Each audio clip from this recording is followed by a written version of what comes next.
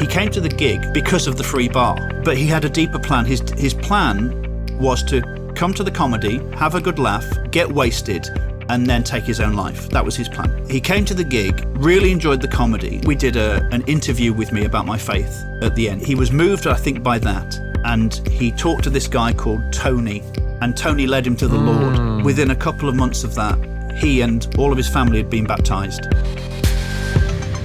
Welcome, everybody. This is Simon Guilbeault with Inspired. Great to be back for another fantastic week. Really looking forward to this one. Listen, if you're new to us, Inspired is all about counteracting the relentless bombardment that we suffer in the media in terms of just endless sort of stuff that makes you feel depressed and cynical and anxious and fearful, and what we need is dollops of good news by meeting people that have done beautiful stuff in all sorts of different walks of life. And this week we have a comedian, we have Andy Kine. Welcome, Andy. Hello, sir. Thanks for having me.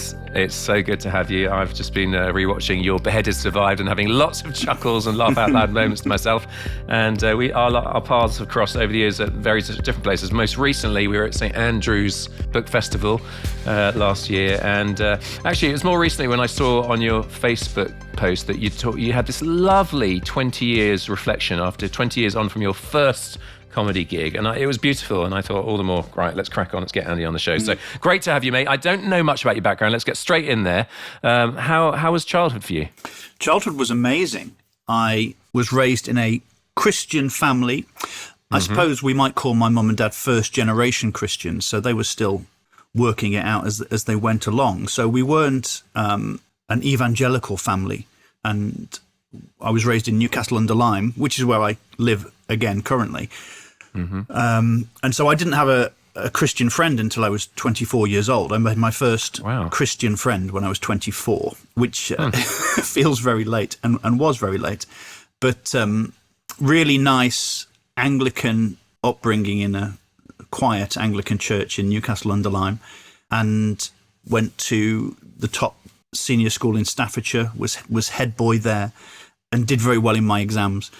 So I had a very easy is the word. I had a very easy and comfortable and fun and joyous upbringing. I was quite a nervous child, actually. And I remember being probably 6 years old, my first experience with God. I had a very bad nervous twitch. In fact, I had the full set. I used to cough nervously. I used to shake my head compulsively. I used to blink repeatedly. And I had my infant school teacher, Mrs. Jones, shouted at me once, said, "Will you stop shaking your head?" But that night, I remember being very upset about this and saying to my mum when she took me in at night, something like, I don't want this anymore. I don't like it, but I don't know what to do about it. And Mum said, "I'm going to pray for you now." And she put her hand on my forehead and she prayed, and I was obviously lying down in my bed. She'd prayed for me lots of times before, but as she was praying, I started to feel very, very dizzy, in a pleasant way. And I said, "Mum, I feel very dizzy. What's that?" And she said, "Oh, that's the Holy Spirit." And as my mum left the room, having prayed for me, I thought, any moment now, I'm going to blink my eyes, I'm going to twitch my head, I'm going to cough nervously. And I waited and waited, and just under 40 years later, I'm still waiting for that. Oh, so wonderful. That was my first experience of the power of God. Yeah. And so I've always been a believer. I've always had that awareness, apprehension, if you like, of a loving God, which has been very helpful. And whilst you go through periods of doubt and trial, I think it's always been nice to have that undergirding, that lovely sense of home. So my childhood home and my spiritual home have always been in the same place, I think. I had another occasion when I was 10 years old. I'd said to Mum, "You seem to hear from God quite a lot. I want to hear from God." And that night I had a dream, and it wasn't Jesus, but someone just came up to me in this dream and gave me a verse, Matthew 4 something. They said the specific verse, but it's Matthew 4, I think. And I woke up in the morning and I said, "Mom, is there a verse in the Bible? Is there a part in the Bible called Matthew 4 something. And she said, yes, let's look it up. And it was the bit where it says, "This is my son, the beloved, with whom I am well pleased. Listen to him." And I just thought, wow, that's amazing. Not that I was being anointed as the Christ, but that I'd wanted to hear from God. And bear in mind, I'd never read the Bible. I didn't know there was a book of Matthew because I was 10. So that was just amazing.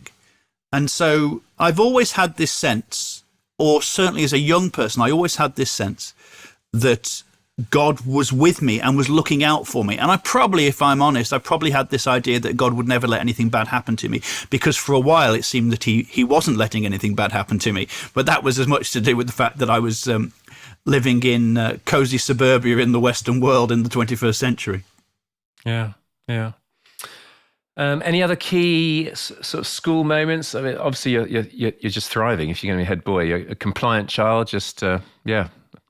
Yeah, I just remember being 12 and we were asked to write down about our heroes. And I said, my hero is Rowan Atkinson. I want to be a comedian. Interesting. When I was 8, I was off school for a few days. I was probably only ill for 2 days, but I was off for 3 days with what my parents would have called school-itis. And I remember watching my dad's Fawlty Towers videos and Blackadder videos just on loop. They'd get to the end of the video and I'd take it out and I'd put it in again and start it, almost as though I was studying them in some way. And I think that moment and what happened subsequently created my, not just an obsession with comedy, but an awareness of how you make people laugh and why that's a good thing. And I still think to this day, when you see a group of people laughing together, you get a glimpse of something heavenly, because I think laughter is like a leaf blower for the soul. All that laughter is tension leaving your body. When you laugh, that is the tension leaving your body. It's like a spiritual exorcism. As a result of that, it's a massively underused spiritual gift, a massively underused resource within the church. But laughter itself is an amazing gift from God, and like any other gift from God, it can be corrupted and misdirected. So interesting. And then in fifth year's GCSE year, or the year before that, when they bring in the psychometric testers to find out what you might do well at, and then you have this interview after these tests, and I said, well, I'd like to be a comedian, please. They'd got all these suggestions. And I said, but I want to be a comedian. And the psychometric tester said, yeah, but who's a comedian, though? No one's a comedian. And I remember feeling just really annoyed at that, actually. Probably agreeing that it was correct. But, yeah, I remember wanting to be a comedian from the age of 8, and that feeling never went away. So you get a degree, like me, you're a linguist, modern languages. Which were your languages? French with Italian. All right. And has that come in handy? Non, monsieur. And then, so you're kind of on this conveyor belt to, well, doing whatever you want to do, and you've chosen the relatively penniless life of a stand-up comedian. Is that right? Yeah, you've hit the nail on the head there, Simon. That is absolutely right. Because I think there's several things that play into this and feed into this. It says in Scripture, doesn't it, that God gives us the desires of our hearts. Now, what that doesn't mean, unfortunately, is that whatever we desire, God will furnish us with. It doesn't mean that. And if it ever happens that way, I think that's as likely to be a coincidence as anything else. But what I think is the case is that the deepest desires of our heart are given to us by God. And they are usually for connection. I think if you ask someone what they're longing for, and you get them to just give you an answer, tell me what you're longing for. It's usually a person. It's usually something to do with connection or reconciliation or restoration. But I'd always had this deep longing to be a comedian. So I think God had given me that desire.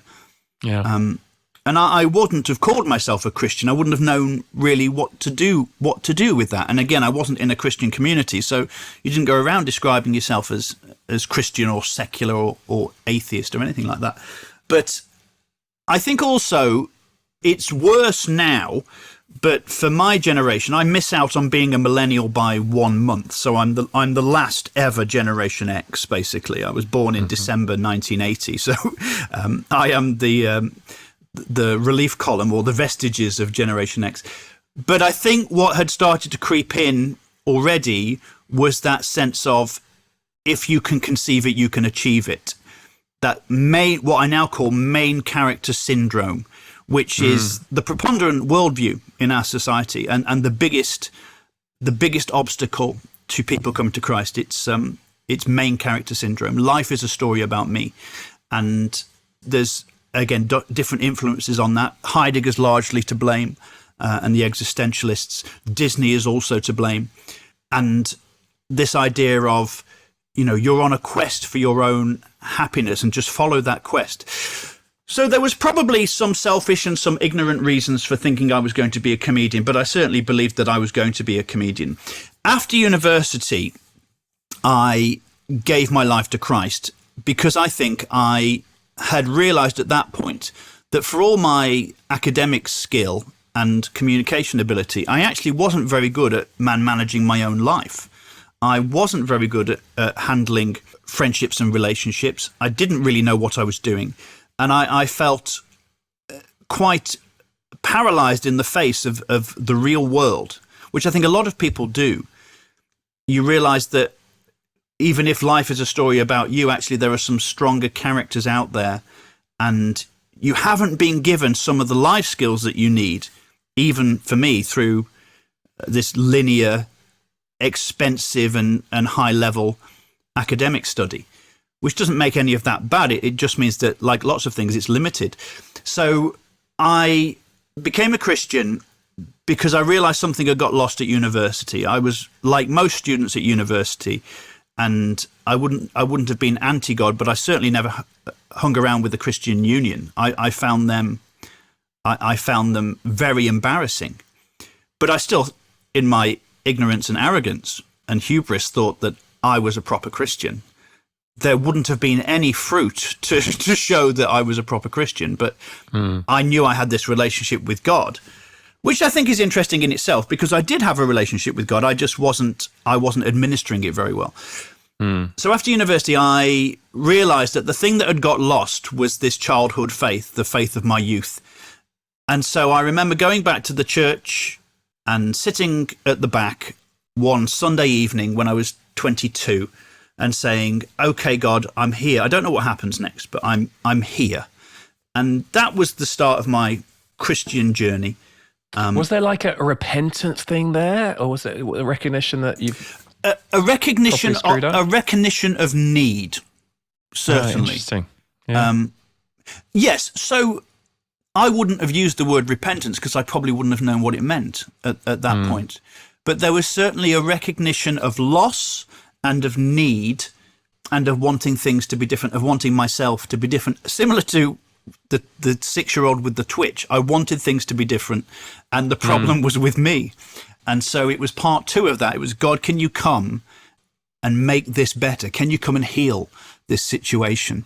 And was it dramatic, or was there just a peace that flooded your soul, or was it not even that? It wasn't dramatic at all. I've got lots of dramatic things to tell you about, but that wasn't dramatic. Yeah, interesting.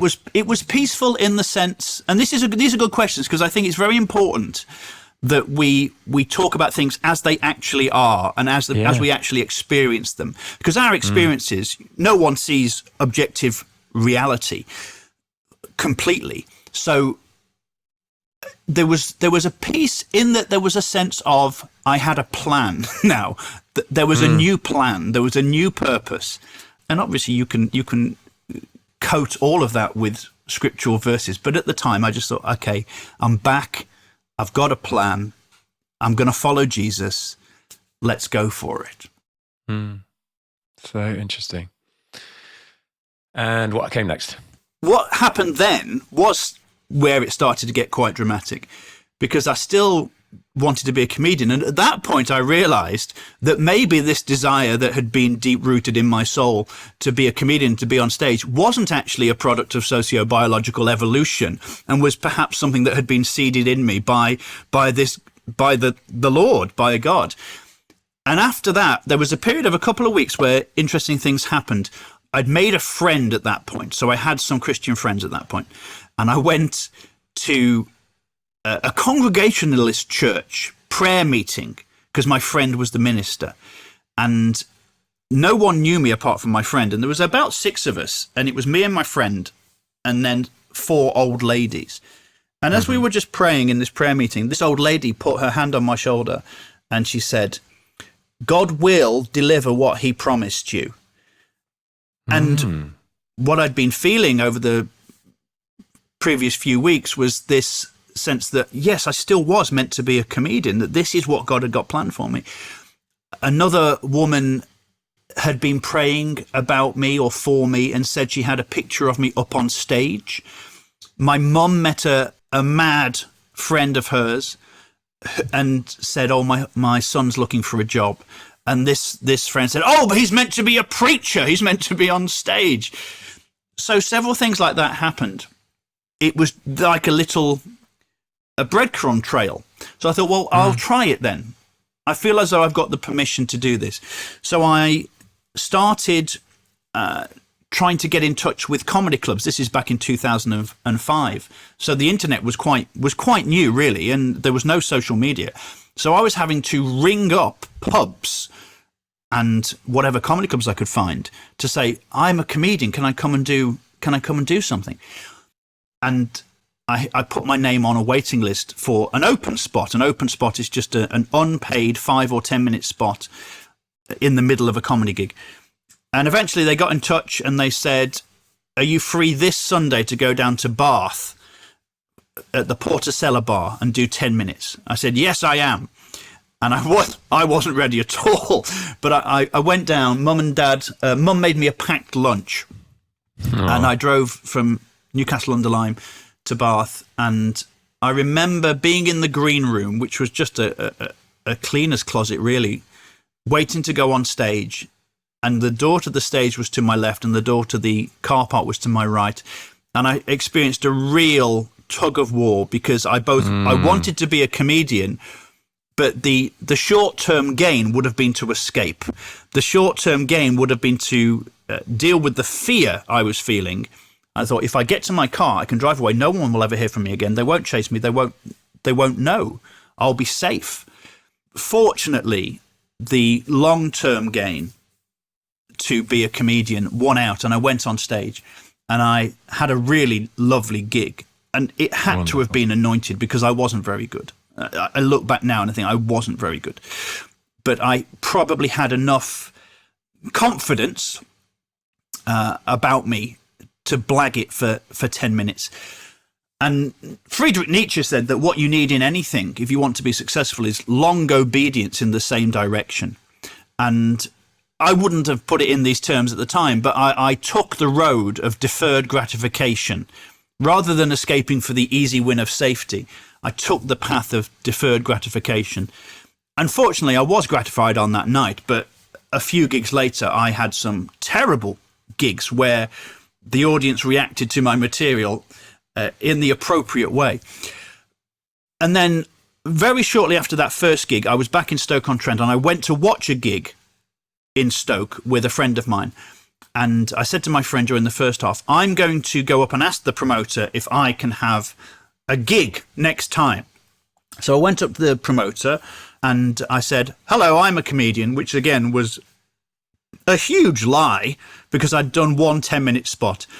I said, any chance I could get on the bill at some point? And he said, well, as it happens, the act who's supposed to be on in the middle is caught in traffic on the M6 and can't make it. Do you want to go on now? And I thought, no, but I said yes. And I went on and again had an unbelievable gig. I was given the Man of the Match award. Wow. And what's interesting is that over the next 20 years, I've done over 2,000 gigs. I have never, ever, ever, ever, ever done a gig where an act has failed to turn up because of traffic. Wow. And I just thought, I came out of that gig and thought, this is what God wants me to do. This is what Jesus wants me to do. Sweet spot. This is it. This is his blessing. Life is real, though, and not a fairy story. And my very next gig was a disaster. But fortunately, the Lord had girded me for that. And comedy is like that. It's not so much like that when you've done it for 20 years, because statistically, you know it's going to be okay. But in the early days, you really have to have that safety harness. And lots of people give up because they don't have that. Once their sense of entitlement gets battered. The good thing is that even though I was quite a late developer, and even though I had plenty of tough gigs early on, I had that safety harness. I had that scaffolding that this is what I'm supposed to do, and God is with me and will bless it. So yeah. So go on, let me just set you up for, what have been your highlights? Where have you seen God clearly at work? I know it's a tough industry. It's grueling. It takes its toll. We'll come to that maybe later. But give us the highlight reel, and I'd love to hear where glimpses of glory have come in. Yeah, glimpses of glory, that's nice. And I think you only do get glimpses. Comedy is not a glamorous lifestyle. It's not really an adventure. I sit here as a 44-year-old man, and I was out all weekend gigging, and I'm just exhausted, and it's a slog. Even when the gigs go well, it's a job. It's primarily a job, and it's a slog. And the highs and lows, the highs don't get as high, just in terms of comedy. Smashing a gig and taking the roof off doesn't have that same novelty as it would have done 15 years ago. And because you get better, the lows are never quite as bad. And again, even if you have a terrible gig, which probably happens once a year, I have a terrible gig, you know that the next one has a 98% chance of being a really good gig. So it just becomes a bit of a job. But there have been moments of glory. There have been moments that have really left me in my tracks, just as a comedian here. So I did one gig in Stoke-on-Trent, the church I go to now, actually, but I wasn't a part of that church at the time, Grace Church. And they put on this comedy night. And what they did was put on a free bar. So not just a bar, but a free bar for the audience. And this guy came along, and I'm still friends with him. He still goes to that church, and this is 10 years ago now. He came to the gig because of the free bar, but he had a deeper plan. His plan was to come to the comedy, have a good laugh, get wasted, and then take his own life. That was his plan. Wow. He came to the gig, really enjoyed the comedy. I think we did an interview with me about my faith at the end, which I like to do at the end of gigs where possible. Not in comedy clubs, obviously. That's not really an option, but in church gigs. And he was moved, I think, by that. And he stayed around, and he talked to this guy called Tony, who goes to the church still. And Tony led him to the Lord. And within a couple of months of that, he and all of his family had been baptized. And they're still members of that church. Love that. With their own journeys and difficulties, of course, but still present at that church. Another occasion, I was doing a gig, and this woman messaged me the next day, and she said, "You don't know me, but I came to your gig last night. My husband's just become a Christian, and I'm an atheist, but I really enjoyed your gig. And then last night, I had a dream. And in this dream, you were up on stage doing your comedy, and I was in the audience.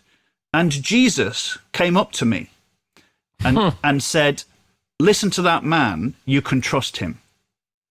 Wow. And she then went and did an Alpha course, gave her life. I don't know where lots of these people are at. So, because of course life is hard and things happen, but that is still a true story. The most amazing one, and I think through all of this, I was starting to think, I want a little bit more than just going and making people laugh. I want a little bit more than that. I sense there's more than that for me. And for all the adrenaline and dopamine that I was getting from being on stage, there wasn't anything like the feeling of, I had a dream and Jesus said you can trust him. There wasn't anything like that. So the most amazing one was in South Africa. I went out to South Africa 11 years ago, to do a couple of weeks in and around Johannesburg. And we did some comedy clubs. There was Parker's Comedy Club. I did that 3 nights on the trot, and also did some big churches. They're all big churches out there, but massive churches. And we just did, this was on a Sunday, and we did some comedy, but then they interviewed us, and I decided I wanted to hear from God.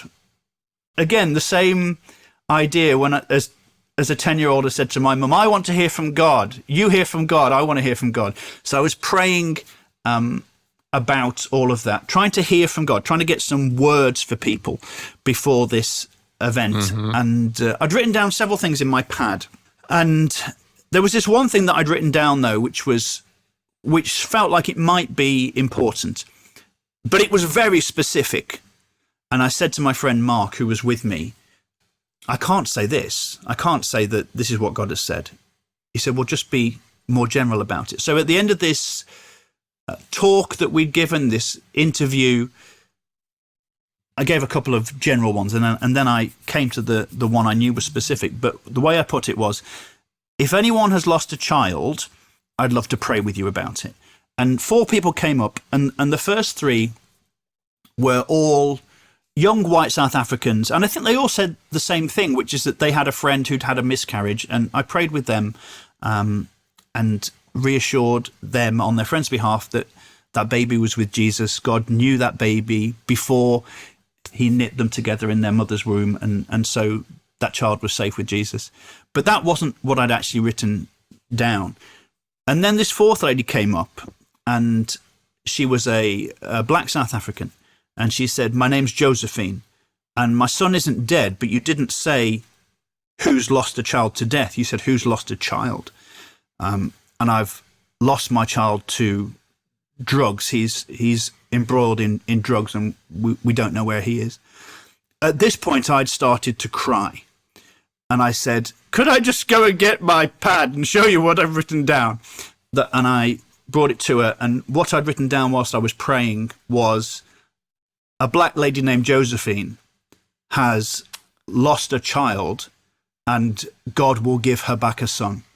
Oh, Andy. And she was quite moved, but I was an absolute wreck.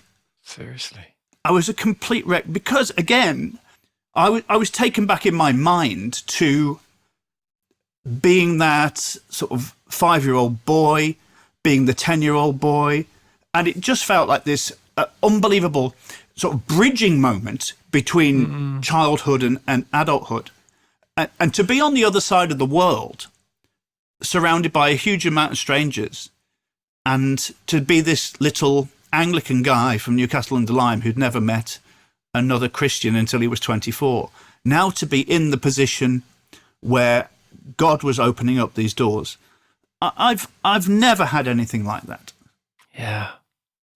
And so that led me on to really what I wanted to do, which is preaching and communicating the gospel. Yeah. So, I mean, obviously you picked up loads of skills. I mean, I'm similarly a preacher, and you learn so much over the years, don't you, of use of space and timing and diction and intonation. It is an absolute craft that I suppose a lot of people simply haven't got, although they're exercising the position of preaching. But so comedy added so much depth to who you are when you bring the word of God, hasn't it? Yeah, I think that preaching and comedy have a different character set. Your ethos has to be different. But the skill set is largely the same. And I didn't really want to be a preacher instead of a comedian. I wanted to be a comedian who was also able to do these things and hear these things from God.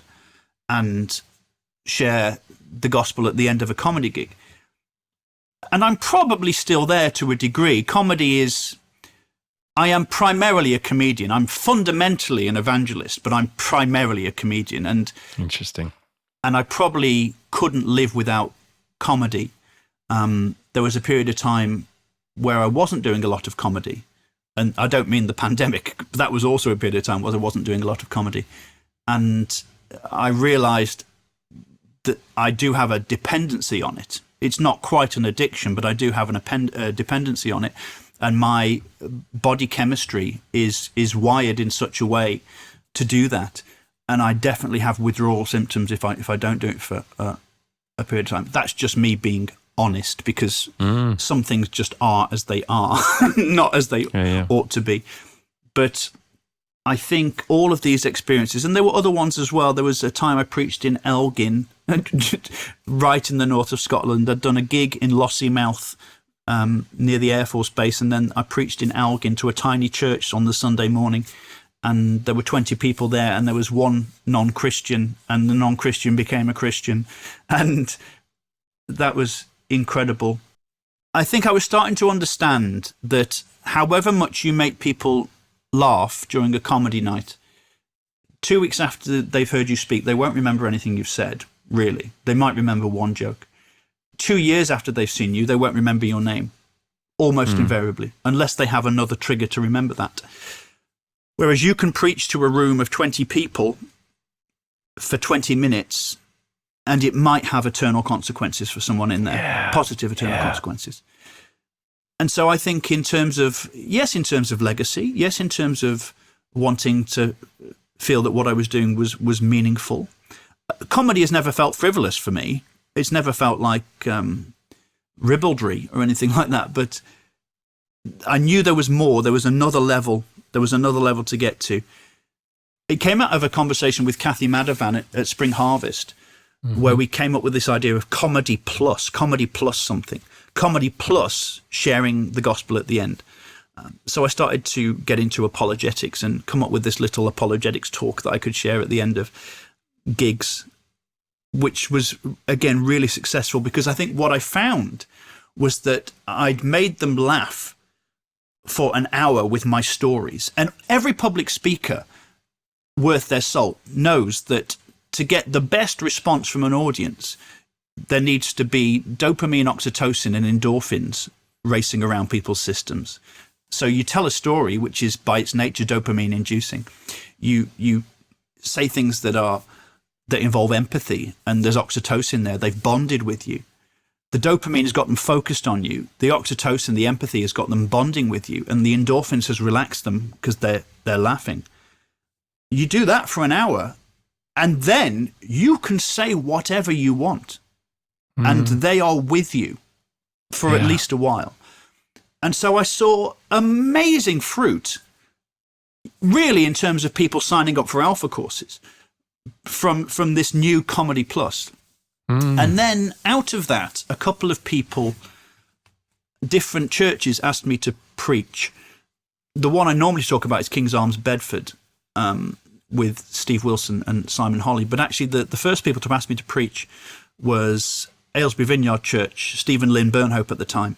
And I said to them, no, I don't know what you think you're asking. I don't know what you think it's going to be like, but it's not for me. I don't want to be an actual preacher. I'm a comedian. So I can come and be funny, but I can't preach. I had no theological training. I'm not that interested in theology, actually. I'm interested in people meeting Jesus, but I'm not a Bible teacher. I find a lot of Bible teaching quite boring. And again, I'm just being honest about where I was at, and probably where I still am at. But that might be undiagnosed ADHD as much as anything else. Anyway, I preached at Aylesbury Vineyard for a Christmas service, and I just did my best jokes, and then I did a little bit about how Jesus, just that was it. I did a bit about how Jesus, and that went quite well. And then King's Arms Bedford asked me to preach properly on a Sunday morning, not a Christmas service, to do their 2 services. This is in 2016. And again, I did my 3 funny stories. And then I tried to put the apologetics into a preach. And again, I think we saw 5 people respond to the gospel on that day. Beautiful. And I remember coming off stage and realizing that comedy had been my support act. The main event was preaching. Yeah. And it's not one without the other, but that compound noun of premedium was born. And it is a compound noun, but I've invented it. It doesn't. That's not a word. That wasn't a word before I came up with it. Not that anyone cares about that. So that's been the journey since, and obviously the pandemic kiboshed a lot of that and waylaid a lot of that. But that was where that started. So after 10 years of being on stage as a comedian, I realized that decade had really just been the prologue for what came next. And we were living at a retreat center at the time, and I was probably still a bit annoyed because I'd wanted to be live at the Apollo, and around that time that felt quite close. It felt like in terms of ability I was there, and in terms of opportunity I was nearly there. So I went to pray in the prayer room at this retreat center that we were running. Most of my life, I'm not someone who believes he hears very clearly from God very often. I've given the accounts and the occasions where I do feel as though I've heard God or experienced God, but I've condensed 10 years into 3 stories. But I sat in this prayer room and I prayed and I said, Lord, what is it that you want? Because you know what I want. And I want lots of things. Some of them are contrasting, some of them might be conflicting, but I want lots of things. Really, I want to be on live at the Apollo. What do you want? And the phrase that dropped into my mind was, I want you to go around the world preaching the gospel. And I said, okay, but what about comedy? And the phrase that dropped into my mind then, and I knew that it was the Holy Spirit because I didn't understand it. The phrase that dropped into my mind was, comedy is a gift, not a structure. And as I thought about that and reflected on that, I realized that actually me being a comedian is not decided by the comedy circuit. It's God who has commissioned me to be a comedian. And neither the comedy circuit nor the church gets to tell me what comedy is and how I can use it. Because actually, there might not be, this isn't a boast, but it's just a statistic. There isn't anybody in the UK, and maybe not in the world, who's done as much comedy in churches as I have. I'm certainly numerically in the top 5, which again is not a boast because it's not an achievement, it's just a statistic. But I think I just realized that if somebody is going to pioneer using comedy to preach, why shouldn't that be me? Yeah. Who else was going to do it? And so I felt annoyed with God because he didn't say, I want you to be on live at the Apollo. I felt annoyed. And I felt annoyed because I didn't want to be known as a preacher. And I'd worked very hard for 15 years to not be called a Christian comedian without success. I've lost that battle for 20 years now, avoiding being called a Christian comedian. But I sort of gave in quite quickly and thought, okay, I'll go around the world preaching the gospel and I'll use comedy as part of that. I think the positive thing was that God wasn't saying, stop doing comedy, start preaching. It was use comedy to preach. Comedy. This is the Comedy Plus I've been whispering to you about for some time now, son. So yeah, that was, again, the setup for the next punchline. Yeah. Hi, folks. I love the feedback we get from you. Here are a couple of recent messages. So this is Ken, and he sent in a donation alongside this. He writes, thank you, Simon, for your Inspired podcast. They do exactly what it says on the tin. I am so inspired, challenged, and just in awe of the mighty God we serve. And it's what my youngest daughter, Jessica, and I do before her bedtime. We listen to the podcast. She's 13 and loves them. They've brought me to tears on many occasions, just stir me and build me up. I love the variety of people you get on the show. It's just so lovely when Jessica says to me, Daddy, can we listen to a podcast? I love it. So God's blessing on you and your amazing ministry. It is an honor and a privilege to support your work. I love that. Folks, if you want to support our work, We're working in Burundi, which is the second poorest apparently right now above South Sudan and the hungriest country in the world. Go to greatlakesoutreach.org/inspired. Any sum, monthly or one-off, would be great. Here's what Ali said. Thank you for the podcast, Simon, which have changed my life and made me cry and grow and learn and feel and brought me so much closer to God during a challenging time. And that was with a very generous monthly sign-up. So thank you, Ali. Thank you, Ken. I love picturing you, Jessica, with your dad coming alongside your bedtime, listening and then discussing those podcasts. Just wonderful. And thank you to all of you who have also donated or are giving monthly. It makes such a difference. Folks, if you want to help, greatlakesoutreach.org/inspired. Right, let's get back to the podcast. I love how your gift of honesty to us right now. I mean, you express yourself so clearly as a, what was it? A Promedian? Was that the word? Promedian. Yeah. Promedian, yeah. But I mean, I wonder, as you look at your industry and being on the road the whole time, very difficult on family life, and the enemy comes to steal and kill and destroy. And at some stage, the wheels came off, didn't they? They really did. The thief comes to kill, steal, and destroy, and sometimes he does it. Jesus says to Peter, doesn't he? Satan has asked to sift you, but when you have repented, strengthen your brothers. He doesn't say Satan has asked to sift you, but don't worry, he won't be able to do that because you're a Christian. So yes, very soon after I decided to preach, a friend of mine at the time said to me, there's a target on your back now. If you think there was a target on your back before, there's a real target now. The enemy is coming for you, because he does that with preachers. And I found that quite exciting because I like it when people look at me, but I didn't take it seriously. But very soon after that, within 6 months of hearing from God that he wanted me to go around the world preaching the gospel, my marriage ceased to be, or rather the marriage separated, broke apart, and has never been restored. And I think in the vein of the gift of honesty, if you notice, when you're hearing about conflict situations, you never hear from the bad guy, do you? You only ever hear from the hero or the victim. So let me be very clear. I was the bad guy, which doesn't mean that I was a villain, and it doesn't mean that I did anything disqualifying, because I didn't. But through a slow process of neglect and failing to tend to and nurture my marriage, I lost it. And I think it's really important. I hate talking about this. The only time I've ever talked about it on stage, ever, is during Beheaded Survived, which is the show that you were mentioning at the start. At my live gigs, I'm still married on stage.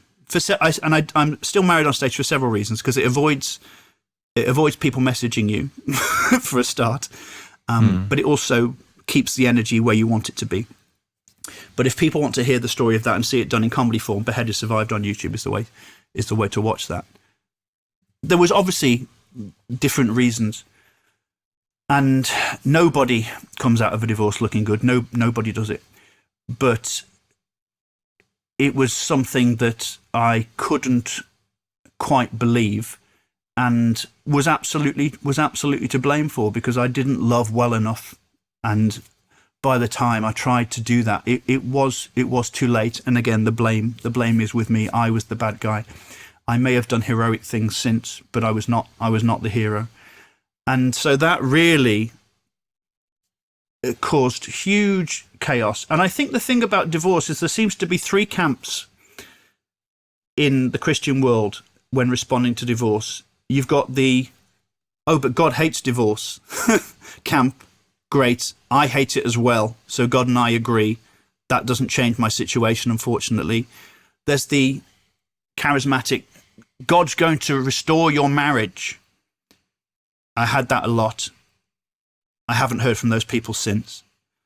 And then there's the, God's got someone better for you camp.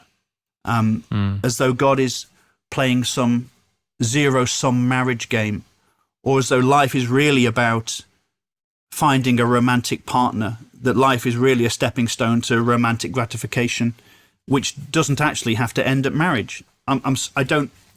All of those camps I find annoying. The reality is that I hate being divorced. It's 7 years on now, and it's still something that is embarrassing to me. It's still something that I'm very capable of feeling ashamed for and guilty for. And obviously, the great news of the gospel is that we have somewhere to take that shame and guilt. But that doesn't mean that we won't experience it from time to time. Because when you see the fallout from a divorce, from a broken family, when you notice what it's done to you and what it's done to your spouse, and when you see, in the case of children, we've got 2 daughters, when you see what it's potentially done to them, or what it's failed to give them, the way it's failed to protect them, regret and guilt and shame are perfectly functional real-world responses. This is why we have to go to the cross, because I can't carry, still 7 years later, I can't carry that sense of embarrassment. This is the great thing about Peter. I preach quite a lot on Peter. Peter denied Jesus 3 times when it was most needed that he was with him. He denied him 3 times. And the thing that Jesus said to him when he met him on the beach in John 21, the final chapter of the final gospel, was not, how could you do this? Was not, trust takes time to rebuild. The thing Jesus said to him was, come and have breakfast on the beach. Let's get something to eat and talk about where we go from here. Grace is an unbelievable thing. It means undeserved favor. And it is not based on merit. I merit nothing. I have plenty of skills that I've developed. I have plenty of nous. I know what I'm good at. But actually, I have managed to shipwreck every aspect of my life at some point over the last 44 years. Every aspect of it. His mercies, thank God, are new each morning.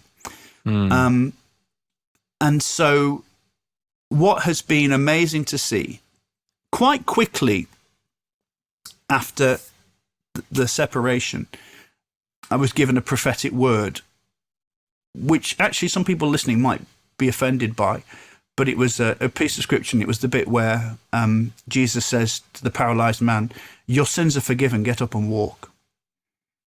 And that was really releasing for me. And I want to be clear, though, what get up and walk doesn't mean for me is go and find somebody else to be with. My life is still about my covenant with my family. My daughters are my main covenant, and I'm very lucky that I have that covenant. I've seen lots of grace, lots of favor, lots of power, God's power, and I've seen lots of redemption. What I haven't seen is the restoration of that relationship.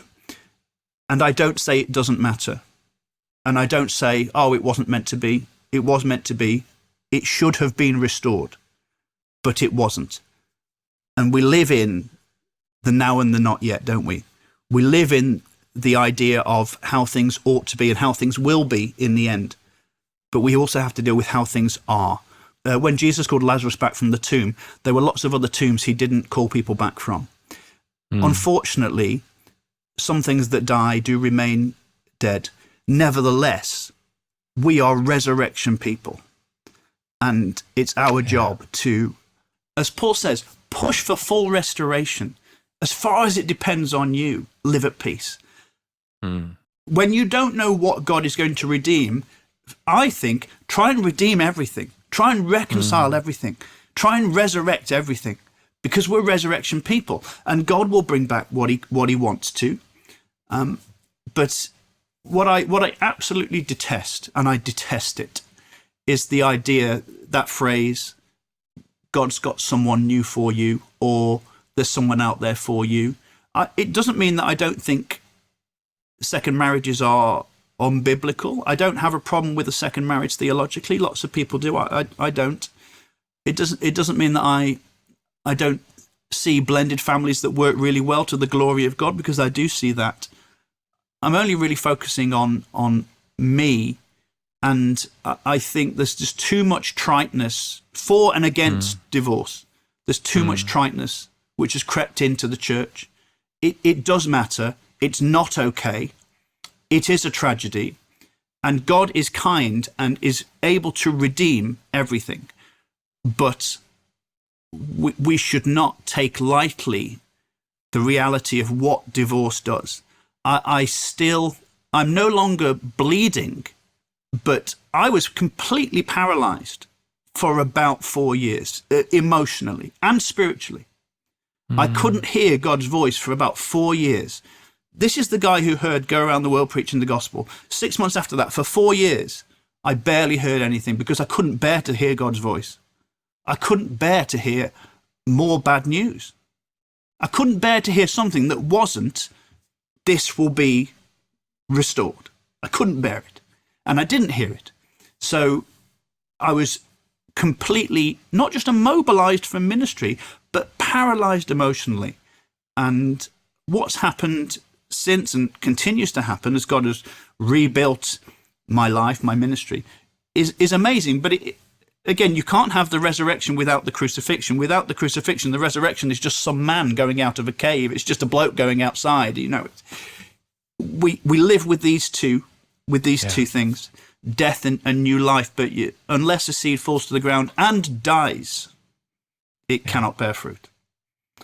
I carry this death around with me in my body, always, and very blessed, very content a lot of the time. But that is. I hope that's honest enough for you.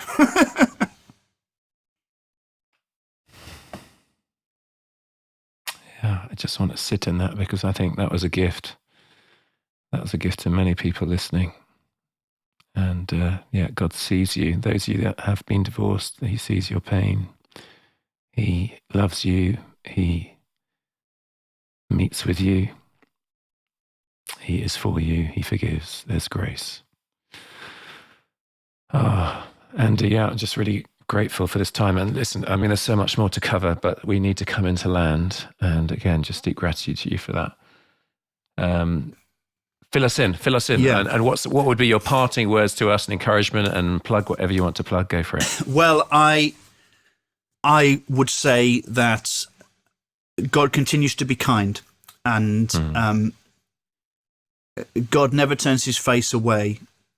And going back to Jesus and Peter, 3 times Jesus says, "Do you love me?" Because 3 times Peter had said, "I don't know him." So Jesus meets Peter's 3 denials, 3 rejections, with 3 recommissionings, 3 affirmations to override and eradicate.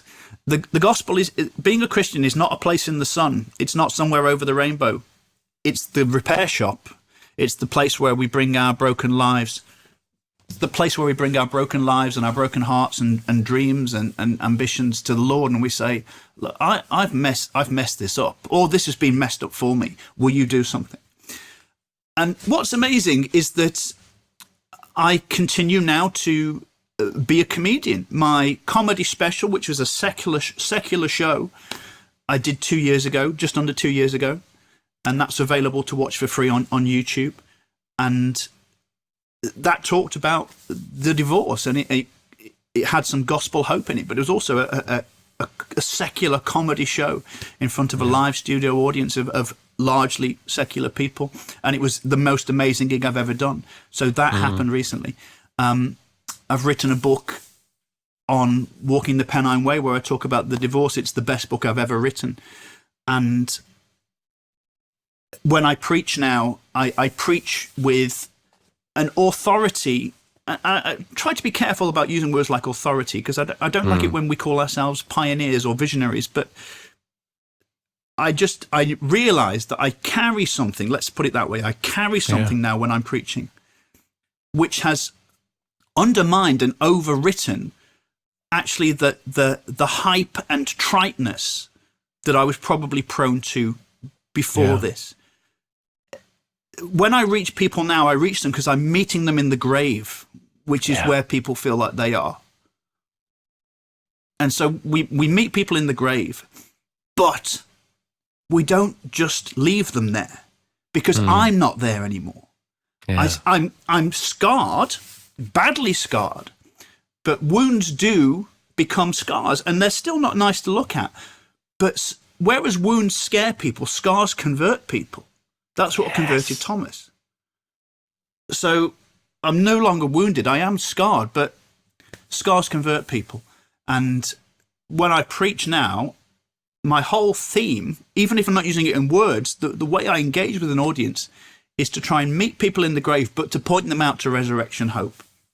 To try and point them to the God who is both with them in the grave and yet knows the way out and wants to lead them out.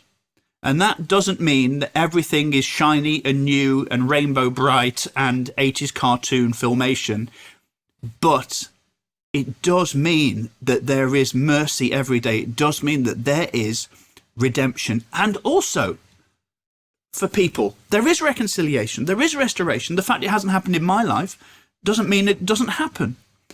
We are resurrection people.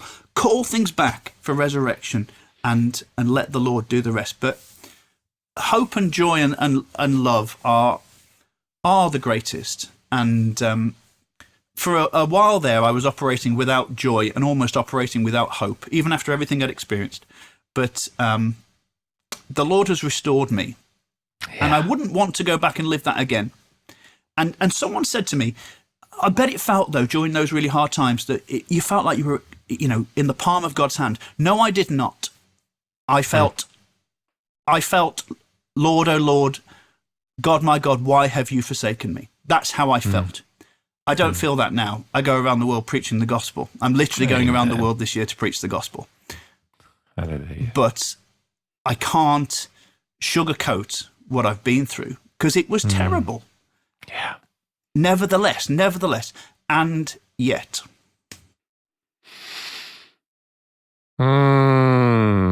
Oh, mate. Do you know what? The irony of this podcast is that it has been, of the 205 I've done, one of the heaviest with the lightest, a comedian sharing serious heaviness. And you said a few minutes ago, where wounds scare people, scars convert people.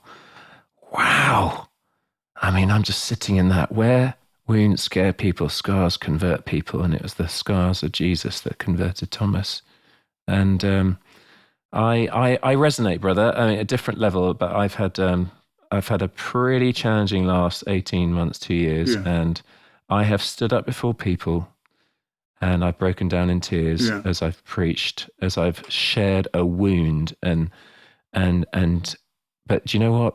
People have met in that brokenness, because there's a shared brokenness, and we're all broken, aren't we? And the light shines through the cracks. And guys, I want to say, look, get on YouTube because you've seen. Andy's given us a gift of bearing his soul, and I just feel this has been holy ground. And you can read that book. So we'll put that book in the below, Walking the Pennine Way, and also go and watch his funny stuff and have a good crack. And you might not be able to find a place in the podcast for this, but I want to tell this redemptive story, and then if you want to fit it in somewhere, you can. I was working as an evangelist in Chesterfield for a couple of years. So I'd moved from the family home. I'd lived in a basement in Manchester, a friend's spare room, but it was a basement in Manchester for 6 months. And then I moved to Chesterfield to work as an evangelist in a church, which again caused quite a lot of people to leave the church because, why are we letting this guy be an evangelist? He can't even keep his marriage together. That was literally a quote. I'd been there about 6 months, and I woke up one morning on a Sunday morning feeling alone. Loneliness, again, unfortunately, is a regular part of my life. It doesn't encroach too much, but it's there. And I saw something on the wall next to my bed that I'd never seen before. Now, what had obviously been the case is that the previous tenants had been Christians, and they had decollage on the wall, but it had been removed. And the main thing is that I'd been there for 6 months in the same place. So I'd never noticed it. And I woke up this one morning on a Sunday morning, and the light hit the wall, and I saw written on the wall, the rest of the verse had been properly removed, but I saw written on the wall, "I set you apart." Just the words, "I set you apart." And the literal reasoning for it is clear, but it was still pretty magical that little verse from Jeremiah that I hadn't seen for 6 months. And I woke up one day and I saw it. "I set you apart." And I often look at that picture and remind myself, and set you apart doesn't mean set you alone, but set you apart for good stuff. For good stuff. So the writing was literally on the wall, and that was a real sense of, even now, even after everything you've done, I'm with you. I am with you. Oh, folks, you can't see Andy. I can see Andy at the different stages. You know, there's been there's been tears in eyes, and it's been very holy ground, and bless you, Andy Kind, and we're cheering you on as you continue to serve around the world as a promedian. I love that. That's your own originally coined term. And God bless you, God anoint you, God provide you, bless your girls, bless your ex, bless all the people you come into touch with, minister to. And guys, if you want to be in touch with Andy, I'll put his details in the blurb. Grab his book. Book him to come and speak in your neck of the woods, whatever. I love the win-wins that come out of these podcasts. But Andy Kind, thanks for your time, bro. Thanks so much, friend. Brilliant. Listen, guys, give us a great review on Spotify, iTunes. I think a load of people, we can all think of people that need the grace and the beauty and the sensitivity that came through this last hour together. So pass it on. I want to thank Adam Thomas Steer for the editing, Mike Sandham for the mixing. Next week, got another fantastic guest, totally different story. That's the beauty of all these, isn't it? We've all got different lanes to run in that race, that shared race as we pursue Jesus. So God bless you. Have a good week. Toodaloo.